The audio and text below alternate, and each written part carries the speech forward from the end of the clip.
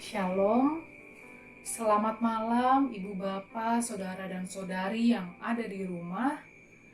Pada malam hari ini kita bersama-sama bertemu di dalam ruang virtual untuk bersama-sama merenungkan serta belajar dari firman Tuhan yang akan kita dengarkan pada malam hari ini. Dan firman Tuhan pada malam hari ini akan diambil dari Perjanjian Baru, yaitu Kolose pasal yang kedua, ayat yang pertama hingga ayatnya yang kelima. Sebelum kita bersama-sama mendengarkan firman Tuhan dan merenungkannya, mari kita bersatu dalam doa. Kita berdoa. Ya Tuhan, terima kasih untuk kesempatan yang Kau berikan bagi kami pada malam hari ini. Kami bisa berkumpul bersama dalam ruang virtual ini.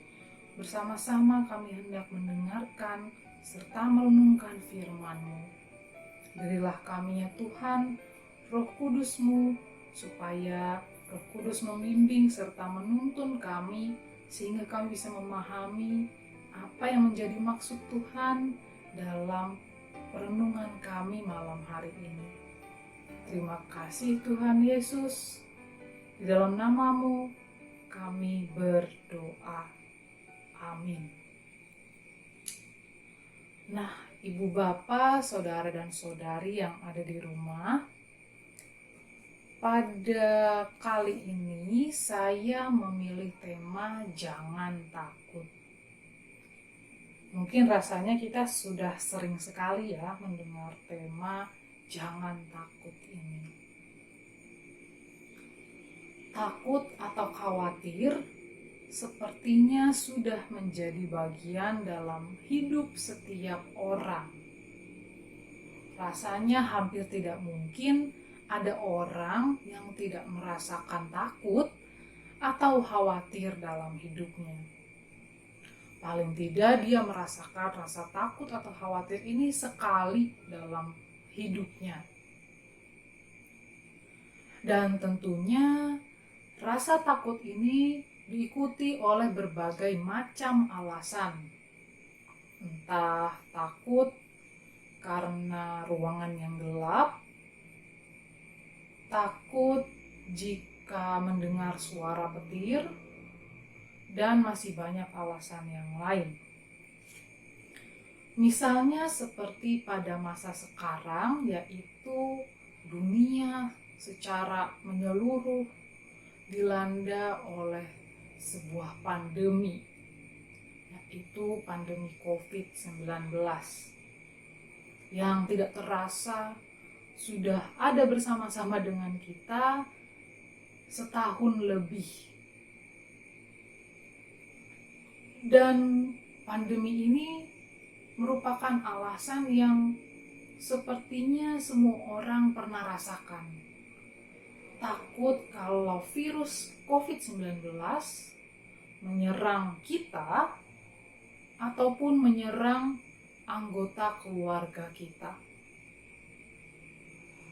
Takut jika virus itu menyerang kita ataupun keluarga kita.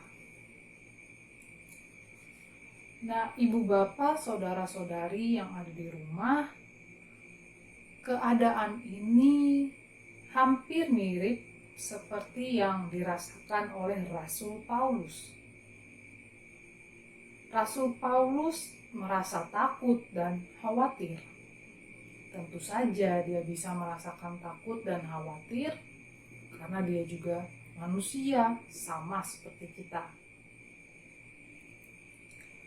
Alasan Rasul Paulus ini takut dan khawatir karena dia memikirkan jemaat yang ada di Kolose.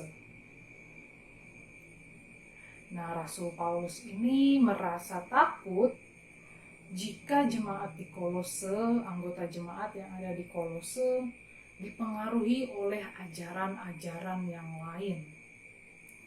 Yang mana ajaran-ajaran itu merupakan pencampuran dari beberapa ajaran yang lainnya. Misalnya adalah ajaran Gnostik yang bercampur dengan ajaran Yahudi. Bahkan juga ada ajaran Kristen yang bercampur dengan kepercayaan yang lainnya. Maka dari itu, Rasul Paulus merasa perlu untuk menuliskan surat kepada jemaat di Kolose, yang tujuannya adalah menguatkan iman dan percaya bagi jemaat di Kolose. Jadi Rasul Paulus mengirimkan surat bahwa yang mana ajaran Kristen yang benar kepada jemaat di Kolose, tapi juga jemaat di Laodikia, karena tempatnya mungkin berdekatan atau bersebelahan. Dan tujuan Rasul Paulus mengirimkan surat ini adalah menguatkan iman serta percaya anggota jemaat yang ada di Kolose, supaya mereka bisa tidak terpengaruh oleh ajaran-ajaran yang bercampur tadi. Dan rasa takut Rasul Paulus ini semakin besar, semakin bertambah, karena dia tidak pernah bertatap muka secara langsung dengan jemaat yang ada di Kolose. Selain dia tidak bisa bertatap muka secara langsung dengan jemaat di Kolose, Rasul Paulus juga tidak bisa secara langsung mendampingi jemaat yang ada di kota itu. Nah, meski begitu, Rasul Paulus tetap mengucap syukur dan selalu mendoakan jemaatnya dimanapun mereka berada, baik itu di Kolose atau di kota-kota yang lainnya. Rasul Paulus yakin bahwa Roh Kudus akan menuntun umat Tuhan yang percaya kepada Tuhan. Ibu bapak, saudara-saudari yang ada di rumah, tentunya sebagai manusia sudah sewajarnya kita merasa takut atau khawatir. Kita bisa merasa takut jika kita gagal di dalam pekerjaan kita. Kita bisa merasa takut apabila kita gagal di dalam pendidikan kita. Kita juga bisa takut di dalam kita menjalin sebuah relasi dengan anggota keluarga ataupun dengan orang lain. Kita takut tidak bisa memenuhi ekspektasi ataupun harapan dari orang-orang yang ada di sekitar kita.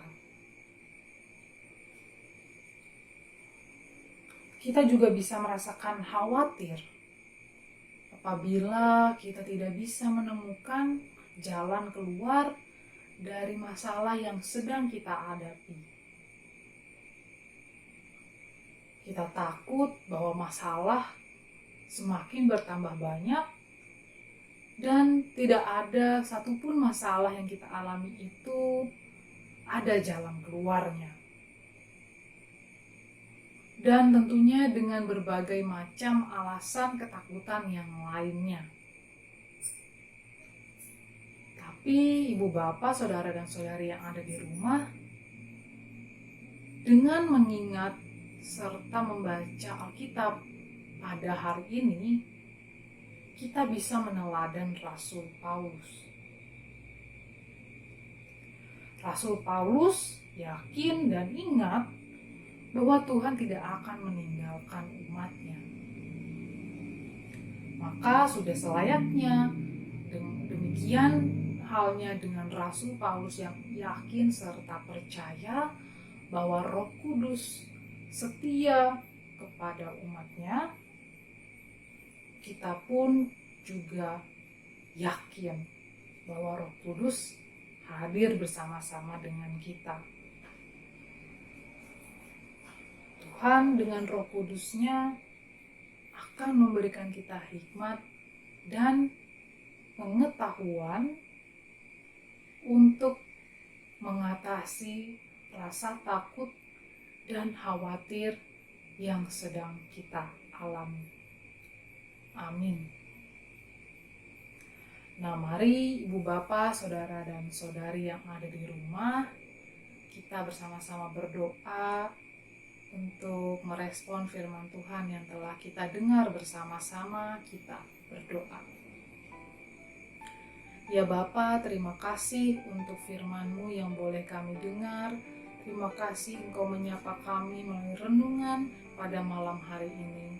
Engkau mengingatkan kami bahwa kami senantiasa Engkau lindungi, senantiasa Engkau tuntun dalam setiap kehidupan kami.